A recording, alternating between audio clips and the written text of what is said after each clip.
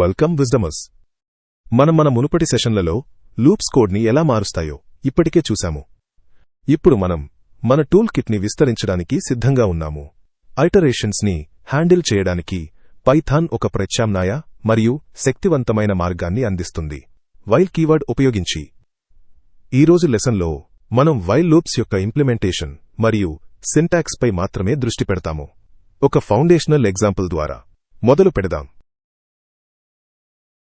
లూప్ను నిర్మించడంలో ఒక స్టాండర్డైజ్డ్ 3-స్టెప్ ప్రాసెస్ ఉంటుంది. ఒక ప్రాక్టికల్ కోడ్ ఎగ్జాంపుల్ ద్వారా ఈ ముఖ్యమైన దశలను విశ్లేషిద్దాం. మొదటి దశ ఇనిషియలైజేషన్ స్టెప్. ఇది మన ఇటరేటివ్ లాజిక్ యొక్క ప్రారంభ బిందువును నిర్వచిస్తుంది. మన ఉదాహరణ లో లూప్ 1 అనే విలువ వద్ద ప్రారంభమవుతుంది.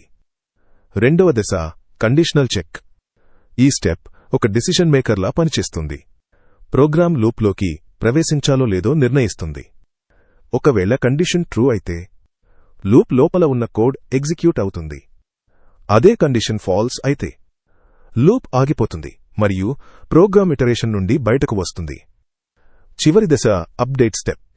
ఈ స్టెప్ కంట్రోల్ వేరియబుల్ను మారుస్తుంది. తద్వారా ప్రాసెస్ తదుపరి ఇటరేషన్ వైపు సాగుతుంది. ఈ డెమాన్స్ట్రేషన్ని గమనించండి మరియు ఎగ్జిక్యూషన్ ఫ్లోని అర్థం చేసుకోవడానికి మాతో పాటు ఆలోచించండి. మొదటి స్టెప్ ఇనిషియలైజేషన్ మరియు x విలువ 1. ఐటరేషన్ 1. కండిషన్ ట్రూ కాబట్టి లూప్ బాడీని ఎగ్జిక్యూట్ చేయండి. x విలువ 2కి అప్డేట్ అయింది. ఐటరేషన్ 2. కండిషన్ ట్రూ కాబట్టి లూప్ బాడీని ఎగ్జిక్యూట్ చేయండి.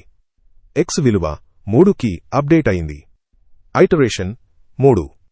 కండిషన్ ట్రూ కాబట్టి లూప్ బాడీని ఎగ్జిక్యూట్ చేయండి. x విలువ 4కి అప్డేట్ అయింది. కండిషన్ ఫాల్స్ అయ్యే వరకు లూప్ ఇలాగే ఇటరేషన్ బై ఇటరేషన్ ఎగ్జిక్యూట్ అవుతుంది. Please continue the analysis and place the output generated by this code in comments. Have a great learning.